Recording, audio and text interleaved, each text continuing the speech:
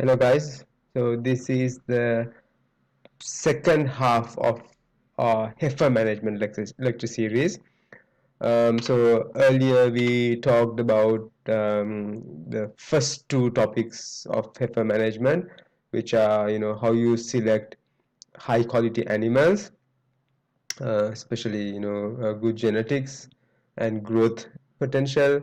And then also we talked about heifer breeding management, specifically about growth and age goals when it comes to breeding selection of good breeding stock.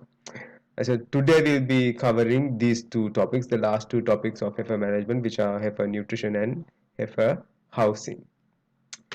Right. So one of the fundamentals of heifer feeding is that they have high nutritional demands than cows, right? Higher demands than cows, because now for a fully grown cow, right, it doesn't produce, it doesn't try to grow, right? There is no growth is complete, whereas heifers, they are still trying to grow, as well as we are trying to reproduce, breed them simultaneously, right? So as a result, they have greater nutritional demands compared to fully grown cows, right? So that is one of the major challenges we face, right? So as we talked about earlier also, the good thing is, although they have greater nutritional demands, the good news is that they are more feed efficient than, the young ones are more feed efficient than the older ones or heavier ones, right? So I showed you this table at certain point, right? So they have a better feed conversion ratio, right? So meaning this animal will gain 1 kilogram of body weight at n kg, whereas this one needs more than n, 150% of that, to gain the same kilogram of body weight, right? So this is why it is important, right? So the young animals, they have a greater nutritional demand, but if you feed them properly, if you meet those demands, the chances are they will convert that at a higher efficiency to body weight, right? So it would be more profitable to gain body weight at an early age rather than at a older age, right? So that this is why we always say, calf management, heifer management is very important, because your eventual profit margin you will make as a dairy farmer from milking, it depends here. A lot of it depends at the early stage. So if you screw up here, you don't get the proper body weight gain, however good you do at the end with milking animals, you're ultimately failing. You have already failed at the beginning, so you're going to lose that. You missed the opportunity to get the maximum profit. Right, so as I talked mentioned last week also, the the first 9 months, right? So first 10, 11, 9 months is critical, because that's when we expect about 50% of mature live weight to be gained, right? So that is critical, because that's where the most of the skeletal development takes place, right? So skeletal development means, broader and taller heifers, they have less problems at carving, right? So remember, we are not promoting fat animals, right? We are promoting lean body growth, right? So lean means muscle and skeleton versus excessive fat deposition, right? So that's what we are mostly concerned about, not increasing body condition score, right? So body condition score is a direct representation of the percentage of fat, right? Body fat, right? Whereas that's not what we promote.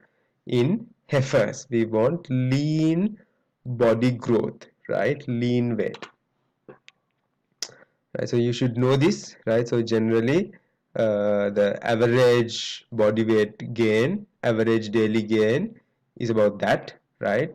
That we want to target in Holstein Friesians and in jerseys, right? So higher the better, right? So that at certain points, with really good management, the body weight gain, average daily gain, can even be 1.25 kilograms a day, right?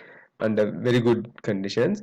So it should be anywhere above 750 grams, right? So that should be the goal.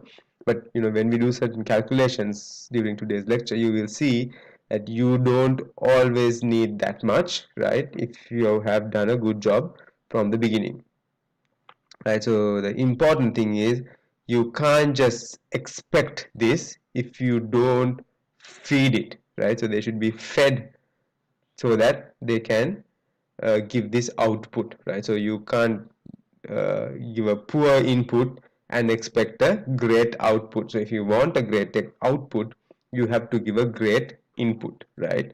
So that is where most of our farm managers fail, right? So we don't want to formulate a single feeding program to all heifers until calving, because they basically divide the feeding into three phases because they have different demands, right? Requirements. Right, so the basic three phases are weaning to 9 months. Right, so before weaning, that would be pre-weaning management. I think we talked about this at the very first lecture, or the very few slides. Right. So pre-weaning phase, then weaning to 9 months, 9 to 15. Right, so 15 is usually breeding, and then 15 to 24, which is calving. Right. So which one of these groups do you think has the highest energy and protein demand?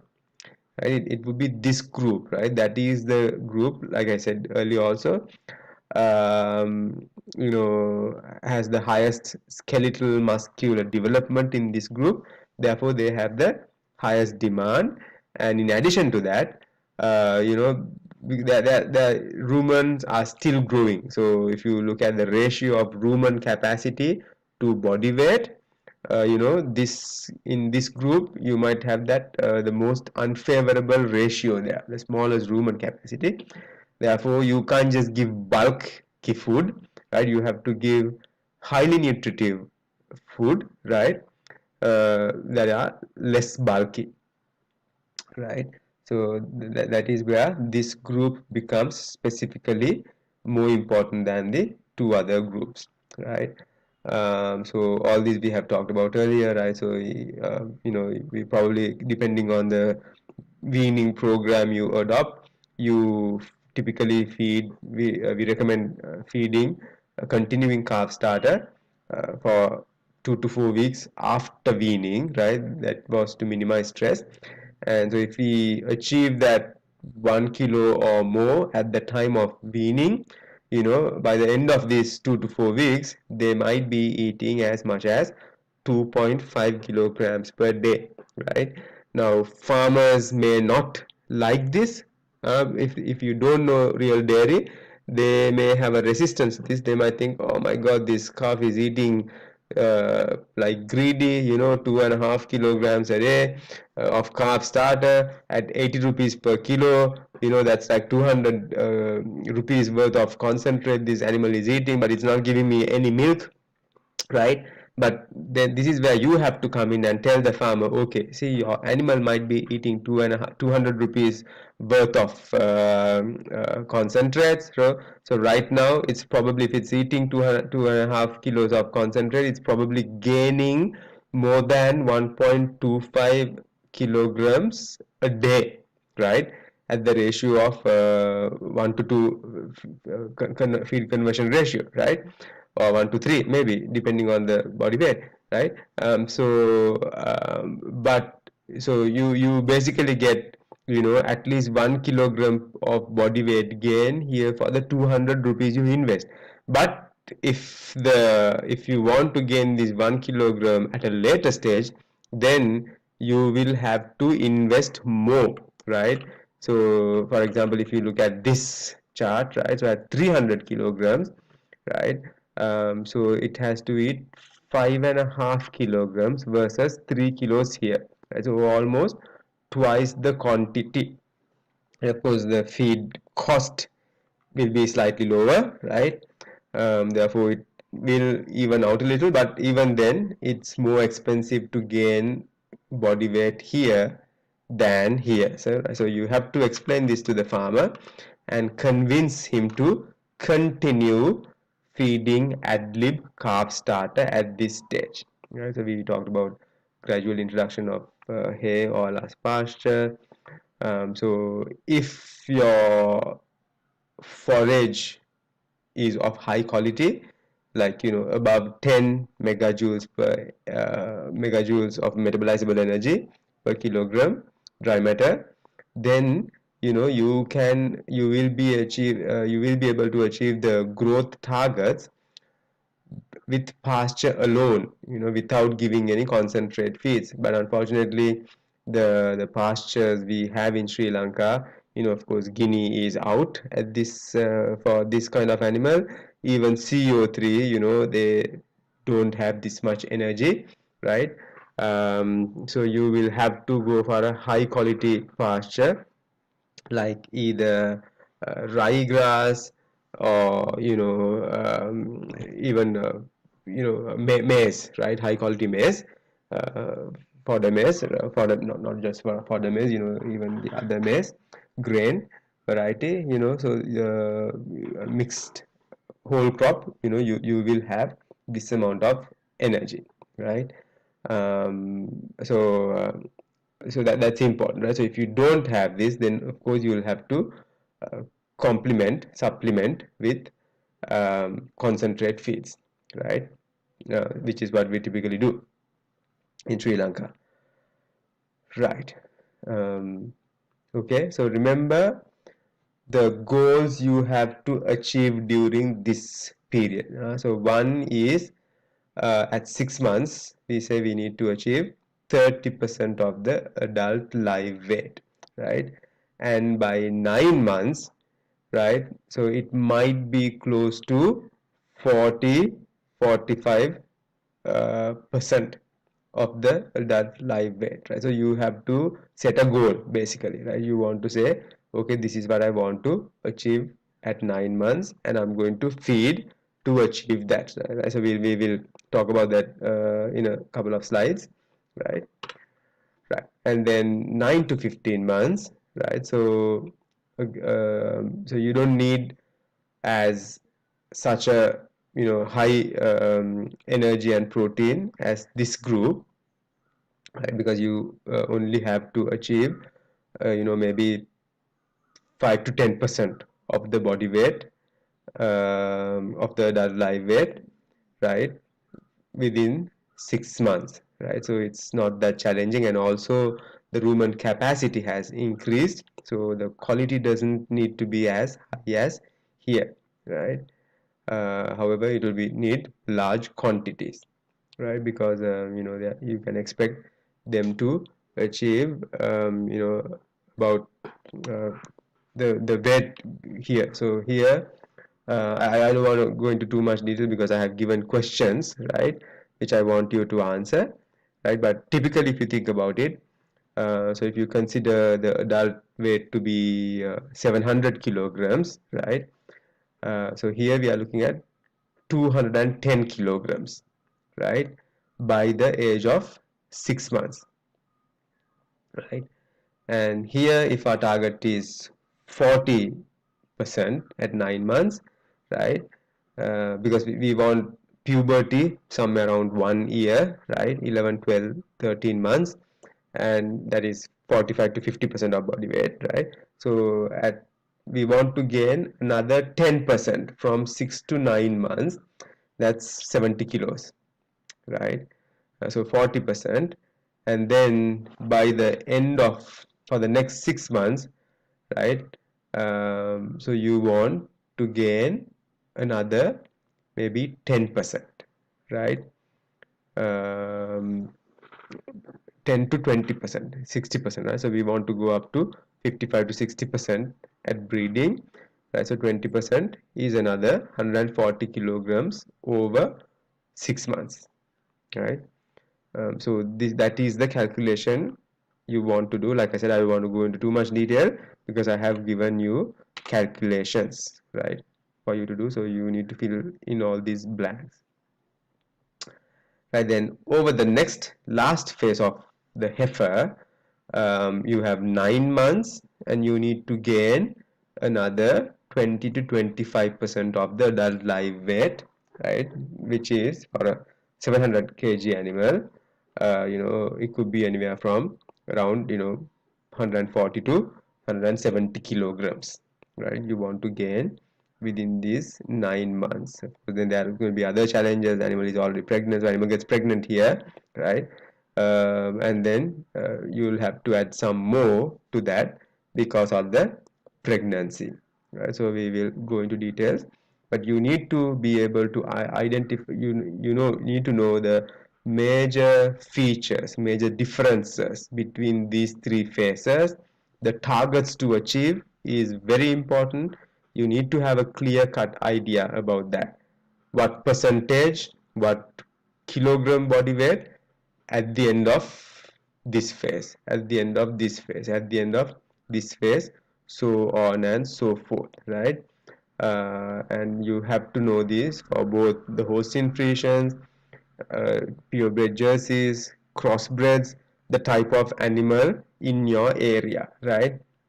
So you need to know those numbers in your heart, right? If somebody asks, you have to be able to say pat pat pat pat gala. You have to be able to give those out, calculate in the back, right? Because that's the group you have, that's the group you work with. You need to know this, right? Right. So we did the growth curves during part one of the heifer lecture series for Holstein Friesians and Jerseys. Right. So I showed you the 90th percentile and the 50th percentile, but you need to know that it might be as low as this, right? So so this was in pounds, right? I converted it into approximate kilograms. Right, so a very poorly grown animal in the fifth percentile of the growth curve will have a body weight of around 400 kilograms, right? So if you have any Holstein Friesians that are 400 kilograms mature weight, that means it's at the bottom of the growth curve, right? So we want them to be at least here, right? Which is 540 mature weight. I think that's about what we have in Sri Lanka overall. If you go to, of course, even small farms, they do have 600 kilograms and above, which is great, right? So that is the target, as high as 700 kilograms, that would be the top end, right? Of course, and this depends on uh, where you get your Friesians from now. Usually it's considered that US Friesians are larger than the average Australian Friesian animal, right?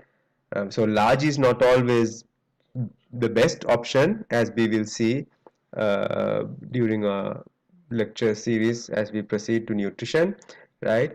Cow nutrition, large is not always the best, right?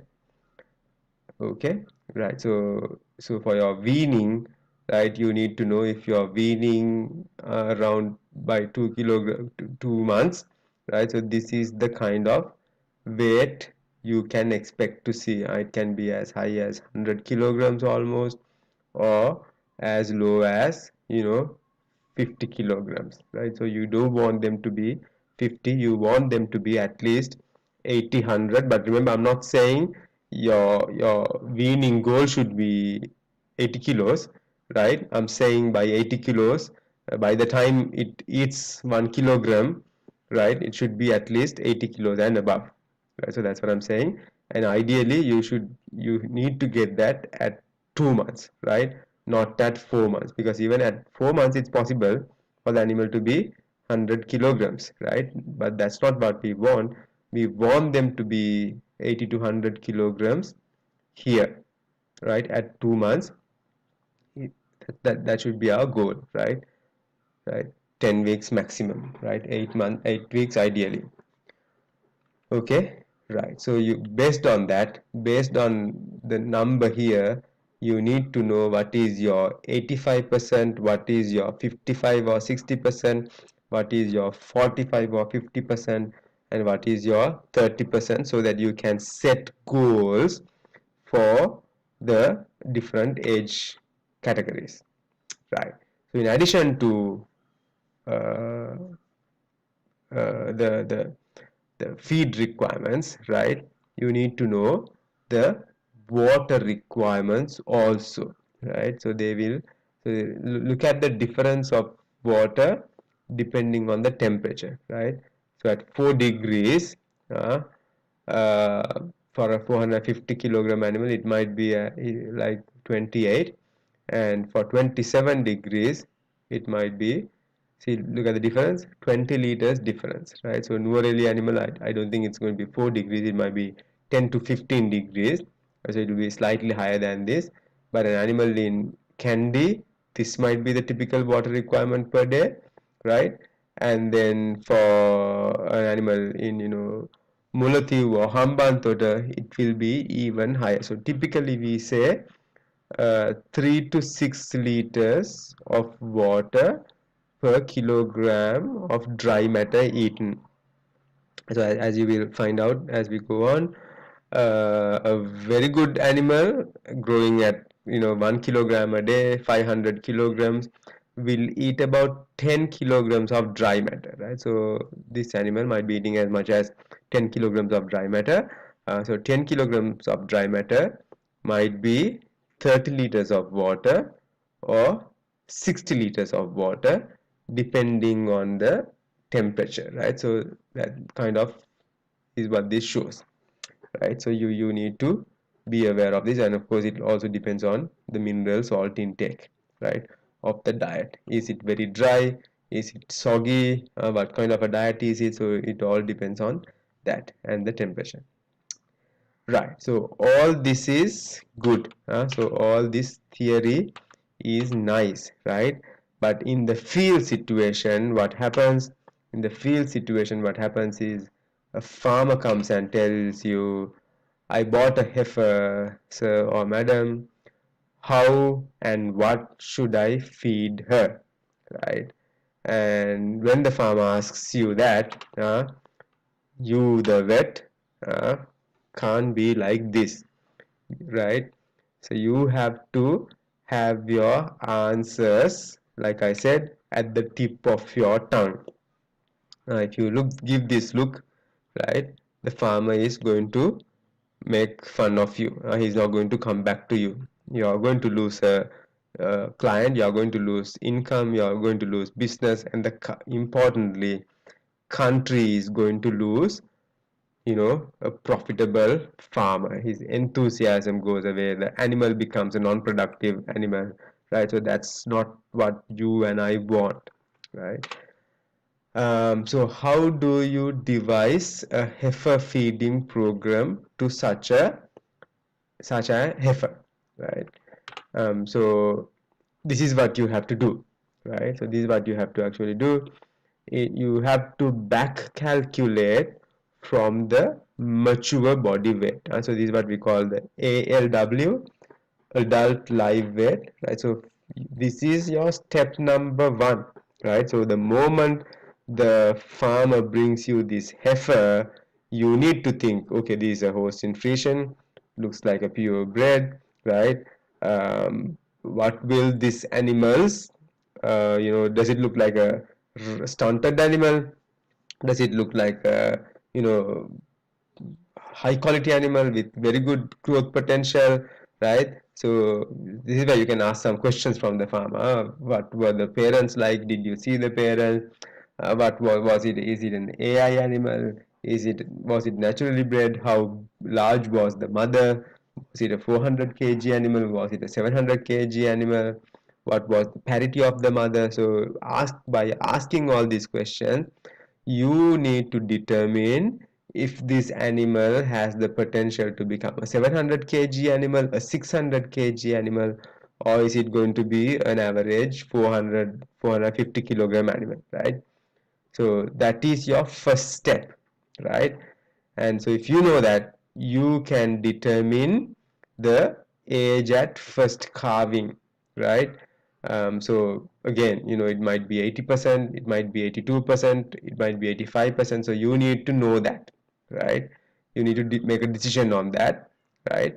And then you know the calving age target, right? So if it was if you thought, okay, this animal realistically, okay, let's think about it, huh? So if it's candy, there is sufficient lush pasture, right, throughout the year, right? So you question the farmer and ask him, and you look at his finances. Is he going to feed concentrate feed, or is he going to be stingy, right?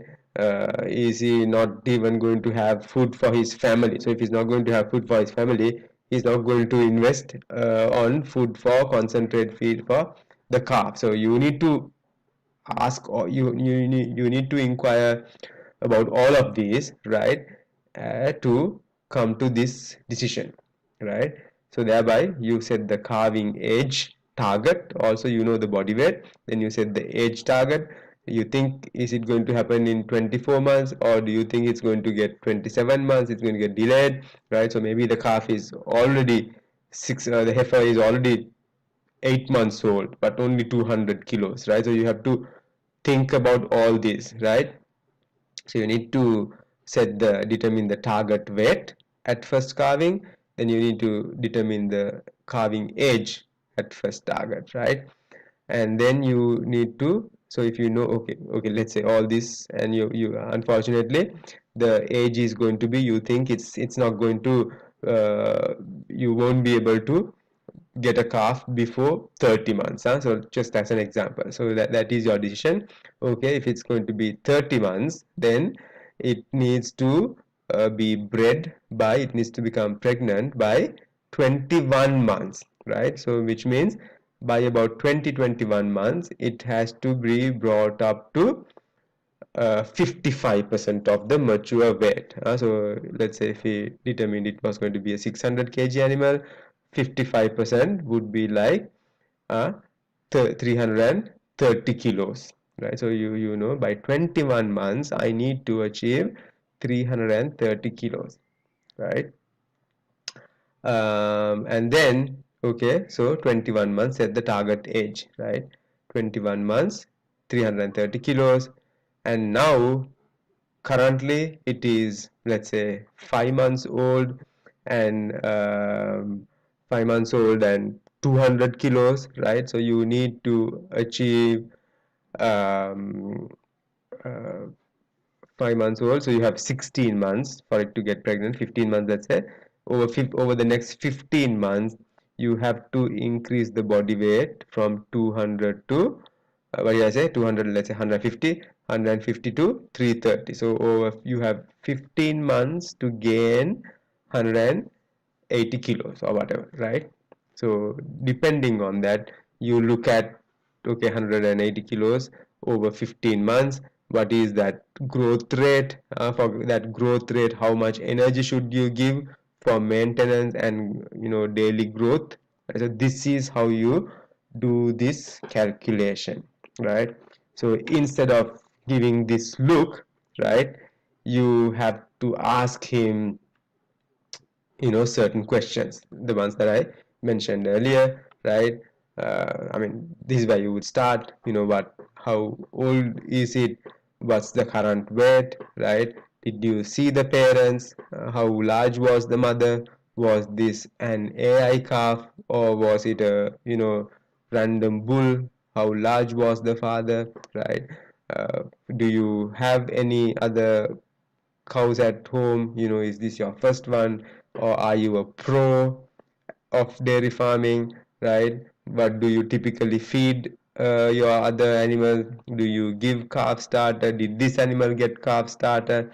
Are you willing to spend this amount of money to feed this animal, right? So based on the answer you get to all of these questions, you determine, okay, this animal realistically will not grow more than 500 kgs, or this animal can grow up to 700 kg because the genetics look really good, the farmer looks really determined, the farmer has the financial background to do this, right? Okay, so we are targeting 700 kilograms, right? So you need to ask these questions and determine what the final body weight is going to be, right? So that is for an individual animal, but even if you are the manager of a large scale farm, same thing, you can set goals, right? Saying, okay, is this going to be a what is our goal going to be? Is it 600, 700, 650, so on, right? I hope that is clear. And based on that, like I said earlier, you devise the feeding program, right? uh, okay, so you can take that as a question, right? So this is a 4-month-old 160 kilogram purebred Holstein Friesian heifer.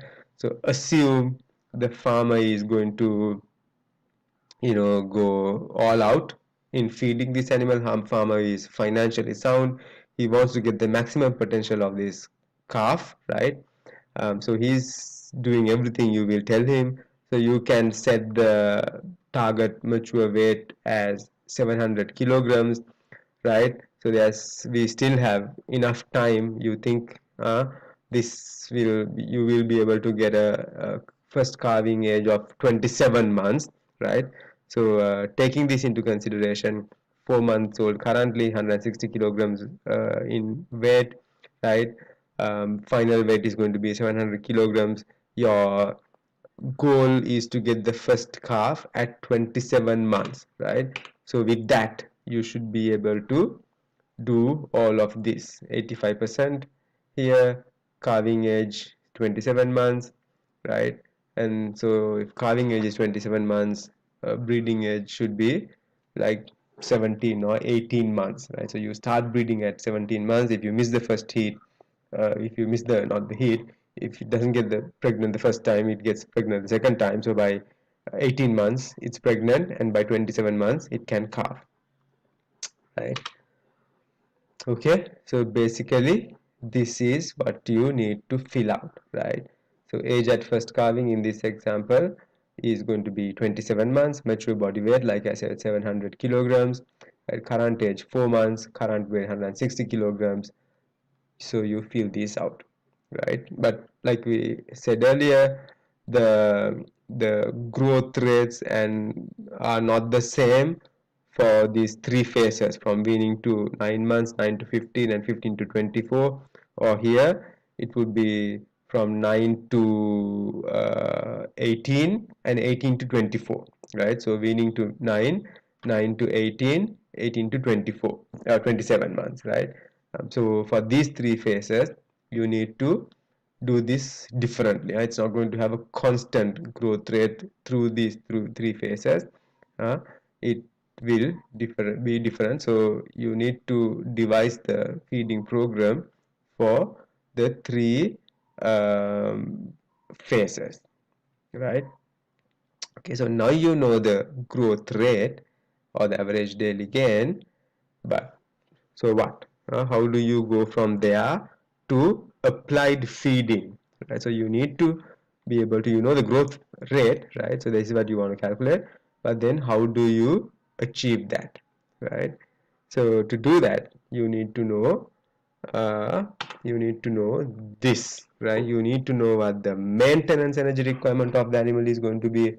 You need to know what the growth rate is going to be, right? So this is what you calculated, right? So based on the previous calculation, can it grow at 600 grams per day to achieve this goal? Should it go at 1 kilogram per day? So let's briefly go back here, right? So we said currently 4 months and 160 kilograms, right? So let's say our goal was to get the first calf at 700, I'm sorry, 27 months, right? So 700 kilograms in 27 months, right? So we have to gain 540 kilos, right? So we have to achieve 540 kilos in 23 months, right? 540 kilos in 23 months. I'm not sure if you can see my calculator, right? But here I have brought this 540 kilos, right?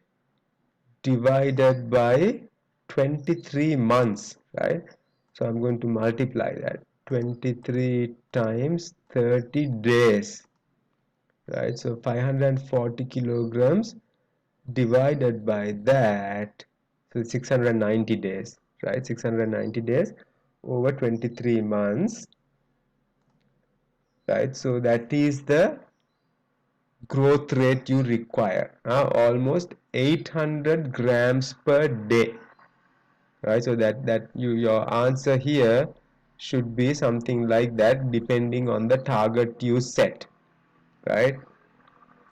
So if the target you set was 600 kilograms, right? So first of all, 600 minus 160 is the current weight, right? So that's 440, right? So you have to gain 440 kilos, right, over 23 months.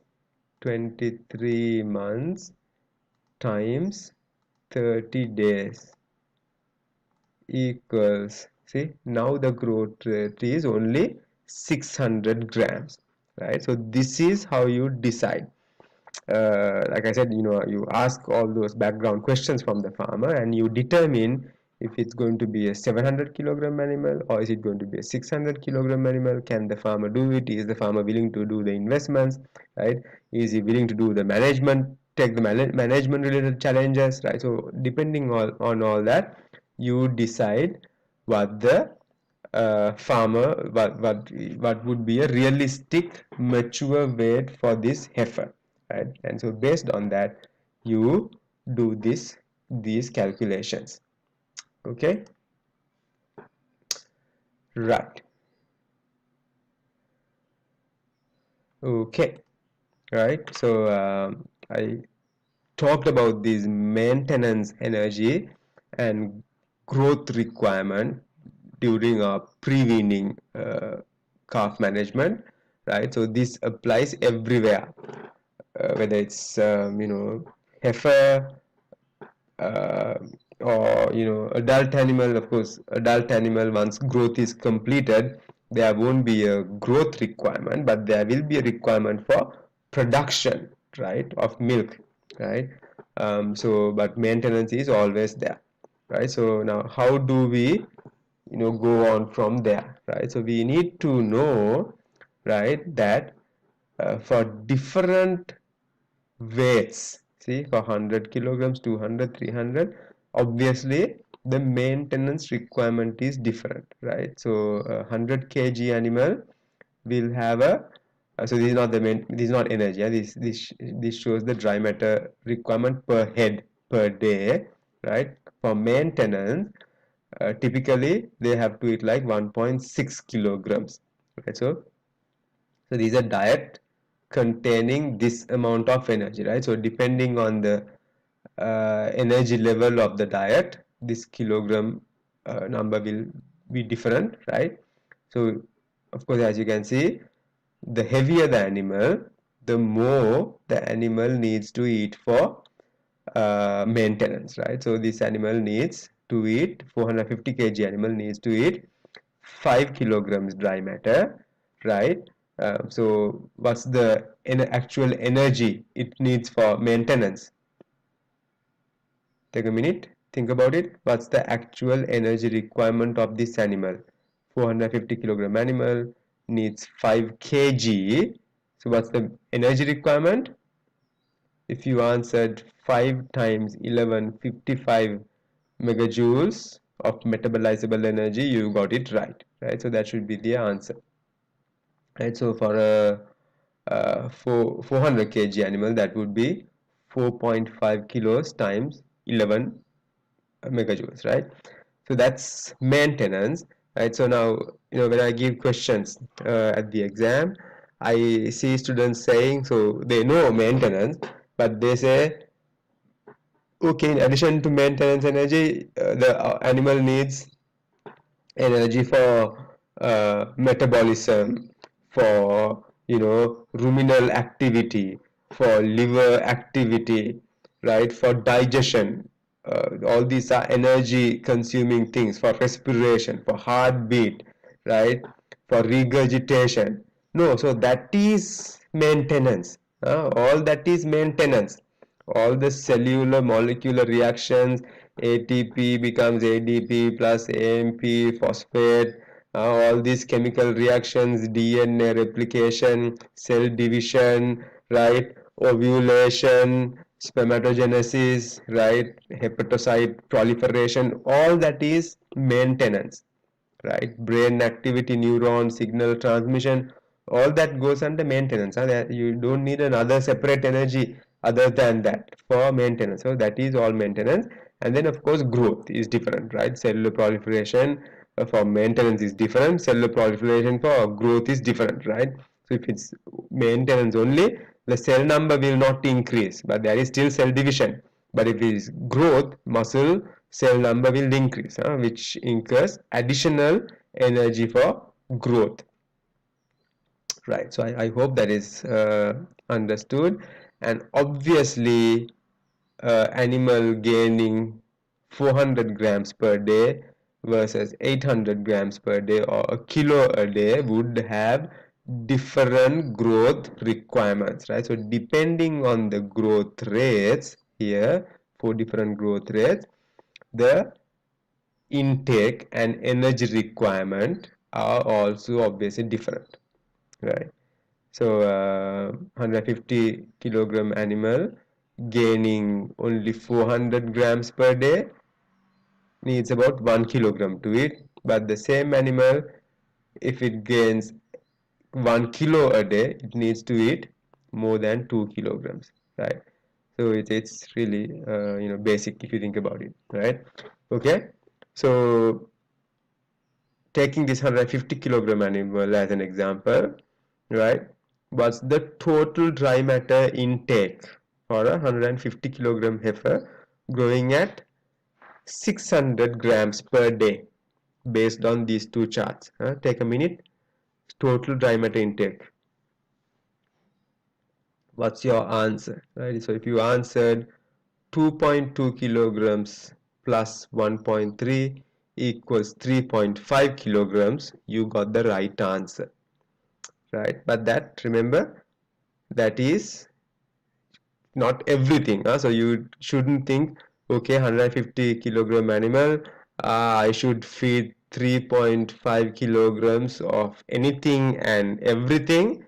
You're wrong, right? So you can't expect the requirement to be fulfilled by feeding 3.5 kilograms of dry matter from lush pasture versus straw versus CO3 grass versus ryegrass versus kiku versus maize versus concentrate feeds, right? So it's not right?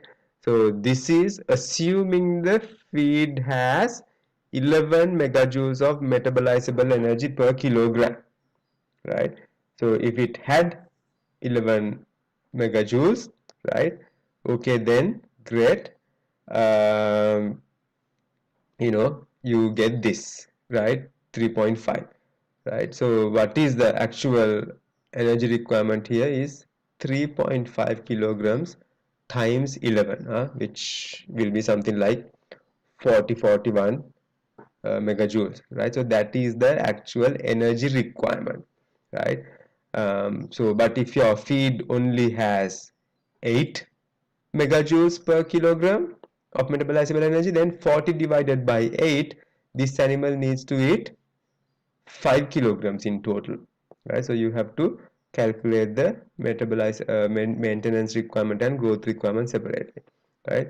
I hope that is understood, right? So the decisive factor is not kilograms but energy, right? So depending on the energy requirement, uh, based on the feed value of the energy value of the feed, right, you calculate the number of kilos, right? So I hope that is clear to you, right? So there are formulas, right, to calculate, but those formulas are, fairly complicated, and they change from, body weight to body weight, right?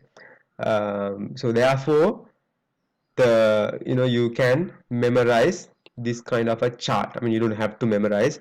If you know you have to deal with a heifer today, or go to a farm to do some feed calculations, you take a printout of this, and just have a rough idea about the kind of energy, right? So this is the maintenance requirement, and this is the growth requirement, right? So you add these up together to get the total. So for example, 100 kilogram animal growing at 1 kilogram per day requires a total of about 36 megajoules of metabolizable energy per day, right?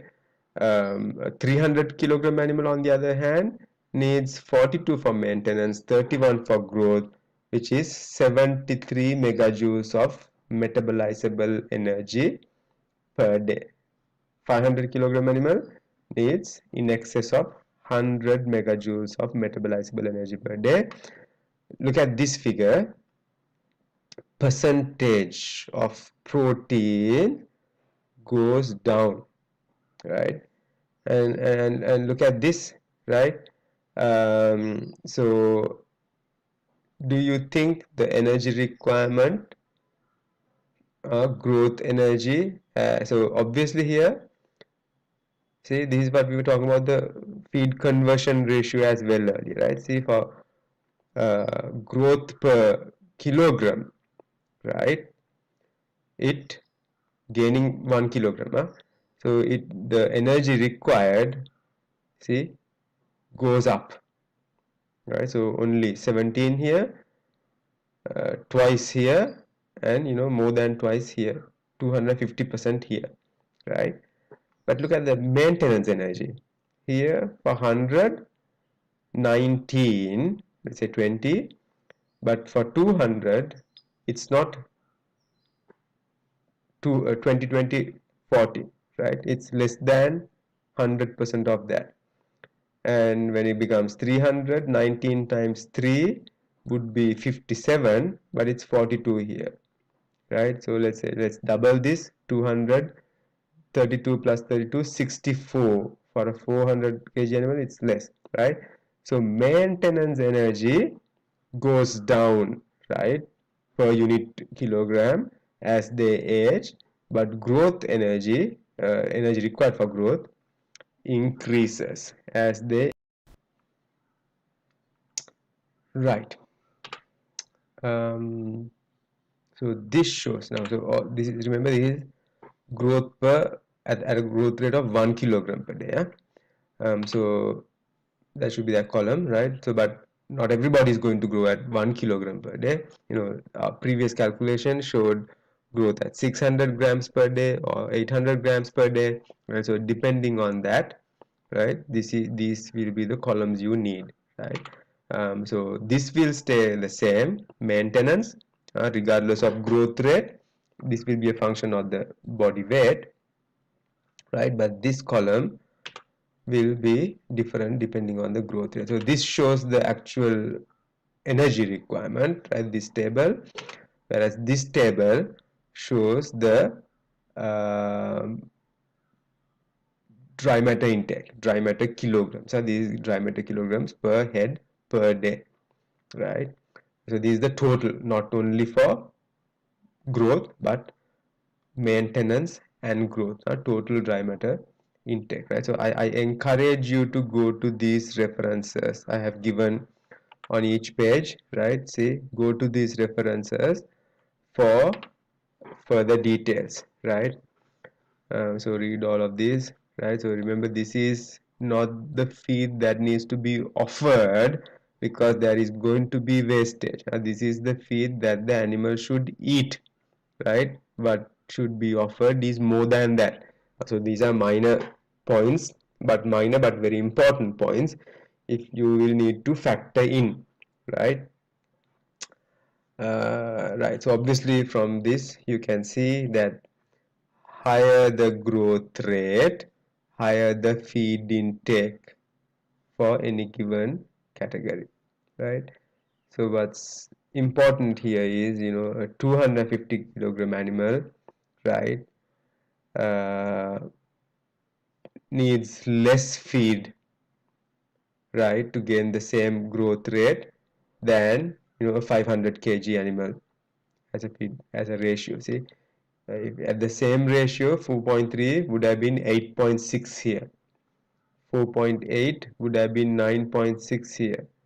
5.4 would have been 10.8, so on, right? So that's why we need to get the maximum growth at a lower body weight, because that would be more profitable to the farmer. The animal would give more body weight gain for a lesser quantity of feed eaten, right? Okay, so these were the formulas that I talked about earlier. Like I said, for different age groups, right? Different formula. So don't bother about this, right? So don't bother about this. I just showed it for sake of completion, right? But and these are probably not even the latest equations. These from 1970, Swanson, one of the landmark papers, right? So these are not even the latest formulas, right? So these I just gave as an example.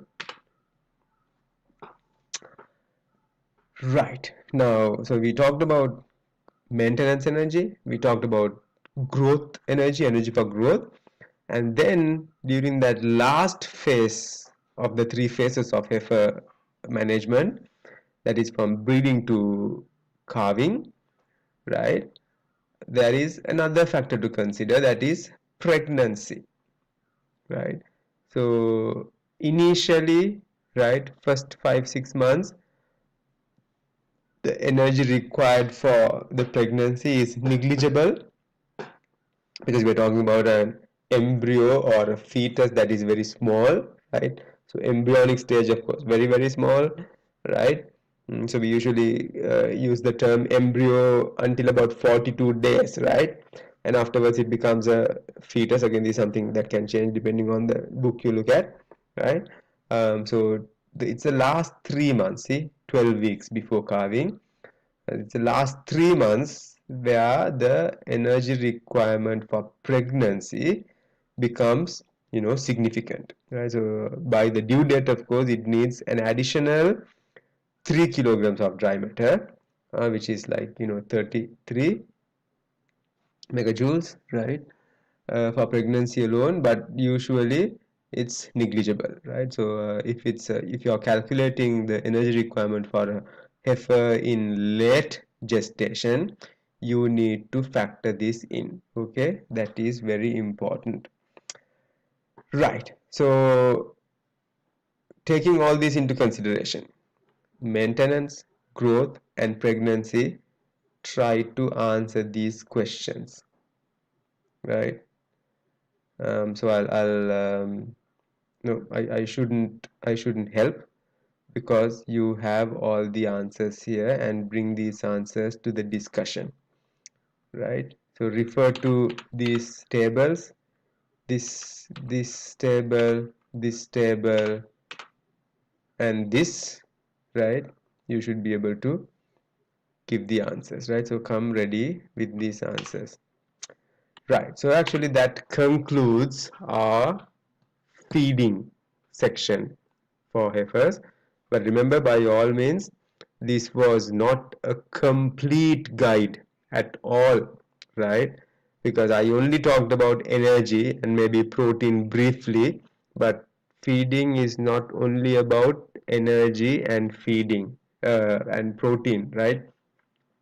There's a lot of other things that go into it: fiber, ADF, NDF, right? All these anion, cation gaps, right?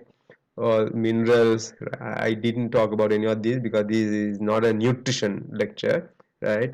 This is just a practical feeding thing. But for the majority of you working with small and medium scale farmers, this is more than enough, right?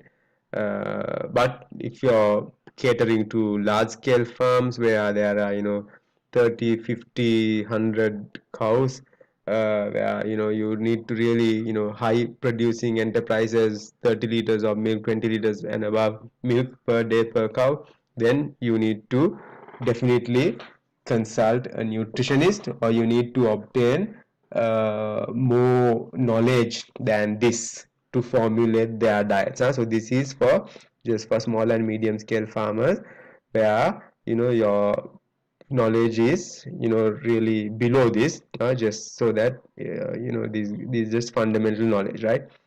uh, Anything beyond that is beyond the scope of this lecture series, right? Okay, so we already know pre-weaning heifers should be kept in these individual pens or hutches, right? So that is pre-weaning animals, and of course, we don't immediately change them after weaning. We let them be there, 2 to 3 weeks, whatever, depending on your protocol, right? And then we change them to these little group pens where we house 3 to 5 animals depending on the management system, right? So these are group pen. So you don't want to put them straight away to 50 other calves, right? Because see, all this time they were with um, they were by themselves, right? So remember we said they should have this tactile and visual stimulation from the others, right? So that's why there are these nearby pens. So they have seen them, right? But they have never gone to actually in contact with them, right? So that is so if you straight away put them with 50 animals, they'll get a social shock or whatever, right? So that's why we want to take them there gradually. That's why we first put them in group pens of 3 to 5 animals per pen, right? And then afterwards, of course, we can, depending on the system, you can either turn them into grazing, right, as is the example here, right, or you can still house them indoors until they are bred, right? So then it will be a cut and feed system, right? So now remember, these were typically 3.5 feet by 4.5 feet, or 3 by 4, depending on the breed, which makes it about 12 to 15 square feet per pen per animal, right? Now this is slightly large, so we say this should be usually 12 by 12 feet. 12 by 12 is 144, right? So let's say 150 for ease of calculation. So 150 square feet, 5 animals, what does that give you, right? So you should be able to do that calculation based on whether it's 3 animals or 5 animals. Minimum square foot area for a heifer calf after weaning in a group pen, you need to know, right? So note the water cart here, right? So there should always be a water cart nearby when grazing. So what do you so this is Ridhyagama. So Ridhyagama 2, 4, 6 heifer calves here. This was very first MVSC batch. We made a trip to Ridhyagama, right? So 6 calves here, right? I'm not sure if they got the 30 square foot minimum here, right? So here's a calf with pot belly here, slightly. So what do you think these are? They certainly don't have 30 square feet here, right? What do you think these are? So these are actually auctions, right? So these are all buyers. These are auctioneers, right? So remember we said we talked about purchasing of heifers, right? So they can be sold as, post-weaning calves, pre-weaning calves at one stage, so there could be arrangements where, farmer A always sells calves to farmer B, right?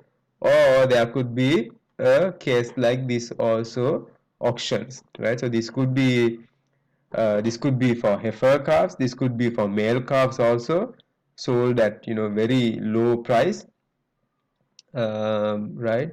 So these are definitely auctions. They are not calf pens. They don't have that 30 square feet or whatever. I'm sure they are highly stressed, right? These guys might even be pre-weaning ones, most likely pre-weaning ones, very small ones, right? Could be going for wheel calf, right? Most likely, so on, right? So these, of course, a communal feeder, right? Where they are feeding calves that are grazing. So again, probably pre-weaning calves, all of these, except this group that are post-weaning, right? So this is what a typical grower pen. So these are called grower pens. So the whole building would be the grower barn, right? This would be a grower pen. This should look like something like this. Typically 12 feet by 12 feet, right? So something like that, structure like this, right? So this should also have a gate on this end. That end, of course, there is no gate, right? So it should be have a gate, and of course this might be a cold climate. That's why they have these tall walls, right? But in warm climates like Ridiyagama, you shouldn't have walls around. You should have ventilation all around, right? Okay. So 12 by 12 feet, this is, the litter or the bedding has been taken out, right? And these calves and bedding, right? So look at all the structures in here, not just the 12 by 12 feet grower barn. Can you name A, B, and C? What do you think they are? Right? So see if you can answer those. We can discuss those at the during the discussion, right? So this is an important component, right? This is right, but there are two here, so pay attention. Why are they different, right? So these shorter, these longer, right? So why but so this important, right? So we can call it a feed bunk or feed trough, right? And we talk about a feed bunk space, right? So you have to give them of course these are not heifers, these are adult animals, right? So whether for heifers or calves or adult animals, you have to give them a minimum length of feed bunk space, right? So otherwise, if you give them, let's say you have 20 animals in here, you give 2 feet of feed bunk for all of them. Can they all eat at once? No, they cannot, right? So that's why this becomes important. Feed bunk space becomes important in good barn design, right? So these are some recommended feed bunk spaces, inches per head, right? Depending on the age category, right? You see, as they age, right, as the animals grow bigger, the feed bunk space obviously increases, right? So look at this. Feed is always available, right? So if the feed is always available, is there high competition among animals or not? No, right? So there will be high competition. There will not be high competition if the feed is available 24/7, right? But typically, our farms feed is not available abundantly. They, put the feed and the animals will finish it within a couple of hours. Right? So obviously, then competition will be higher. All animals will eat at once, and then you see the the the feed bunk space should be larger, right? And look at this, hay or silage. only 6 inches per animal. But something like a mixed ration, TMR, grain, larger, 3 feet here, sorry, 3 times larger. So why is that? Think about it. Think about it. And disregard this for the time being, right? Right. So if the feed bunk space is less than the recommended, what do you think will happen? Will all animals be able to eat at once? Obviously not. Then which kind of animal will eat more or eat first, right? So the dominant ones will eat first and eat a lot, and the subordinate ones will eat later if there is anything left, right? But if they underfed the whole barn, by the time the dominant ones leave, there will be nothing left for the subordinates, right?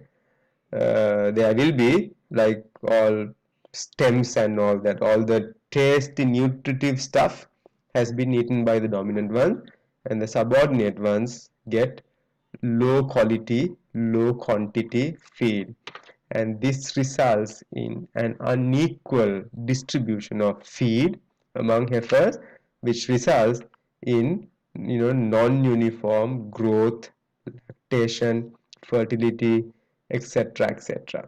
Right? So we want to prevent this. If you want to prevent this, you have to give the recommended length of feed bunk space. That is very, very important.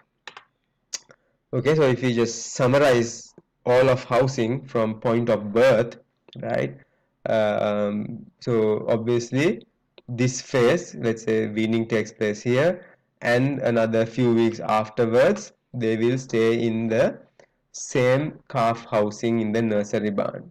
So you need to know these figures, right? And then the next couple of months, right? Or 1 month, 1 or 2 months, right? They will stay in these grower barns or transitional housing, the ones that we talked about, right? Uh, 12 by 12, 3 to 5, so on, right? So you need to know these figures.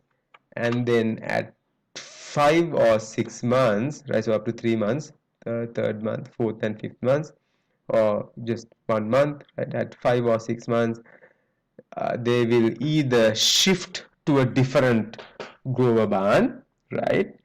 Or they can be sent out for grazing, right? Provided you have high quality grazing fields, right? Or they are just kept inside a different barn, different dimensions, different stocking density, different number of animals, right? And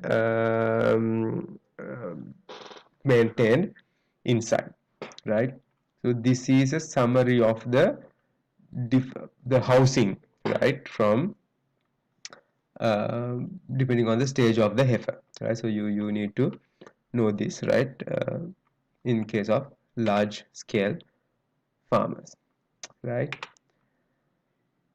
Okay, so it's not recommended to move to directly grazing fields or large grower barns from here. That is not recommended. You have to have this transitional housing, right? So transitional because it's only a temporary thing. So this summarizes the different, the square footage per animal, different feed bunk spaces, etc., etc., right?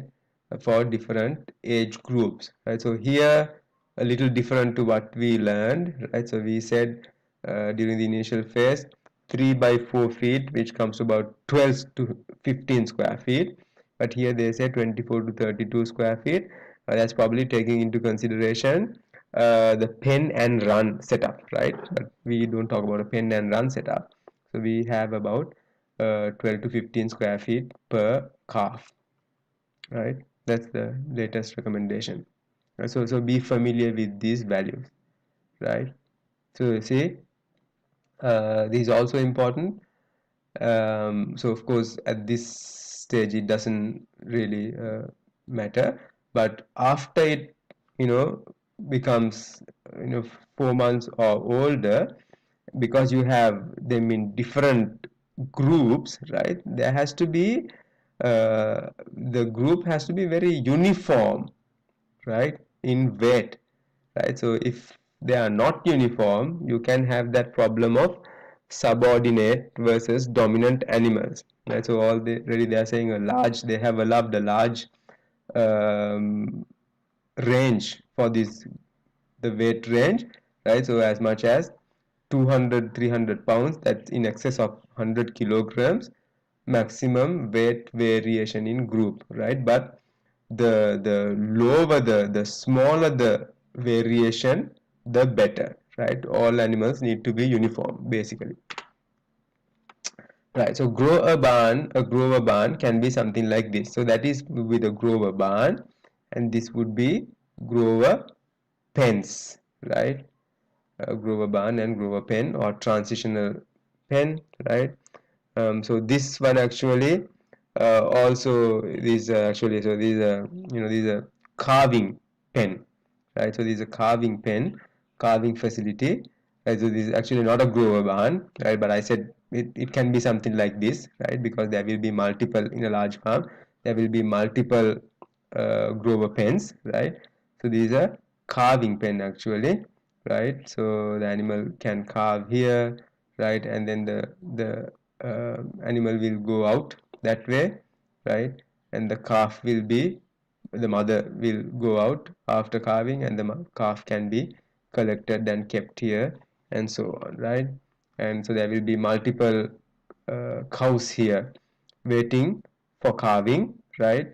So when this one is ready for calving, it will be brought here, right? Calving takes place, right? So animal will be brought here, milked, and all that, calf pulled out, and so on, right? So this would be the actual calving pen, and then later on animal will be brought here sometimes, right? Or actually it should be this way. This will be the calving pen, and then mother will be brought this way. This is the headlock, right? I presume. And then so after calving, right, maybe the milk will be milked out, right? Or certain procedures you have to do with the mother, all this will be done here. Then the mother can be kept here and discharged, and later on sent out, right? Right, so this would be a typical Grover barn where see different groups of body weights, right? They will graduate from here to here, here to here, so on, right? So look at how the dimensions change. You don't need all this. You just need to understand that, as they grow, obviously the pen size needs to be larger, and even the stocking density will change, right? Right, so this would be the side view. See, have to be open so they can be taken out and all that, right? For cleaning, feeding, and animals for grazing, come out for grazing, all that, right? So these are typical, resting, feeding, so walking, uh, setup, right? So remember, typically for heifers, you don't have stalls or free stall structures that typically have a loose barn like setup, right? We won't call it a loose barn, we can call it a bedded pack, because there is bedding and there as a group together. Loose barn concept is slightly different. These are adult animals and beef animals, right? So just you don't need to know all the details, at this stage. Right. So, and then of course, just like uh, calves, uh, in addition to feeding, housing, breeding, there is all this, miscellaneous management practices that you need to be aware of. Deworming, uh, tick control where required, vaccination, and then, obviously this becomes important in that second phase of heifer management, from 9 months till breeding, right? Heat detection, estrus synchronization, you might want to do if there's a large farm, and then of course breeding and pregnancy detection, right? Pregnancy testing, right? And then of course you need to keep records of all this, right? That is also very important. Okay guys, so that is all for heifer management.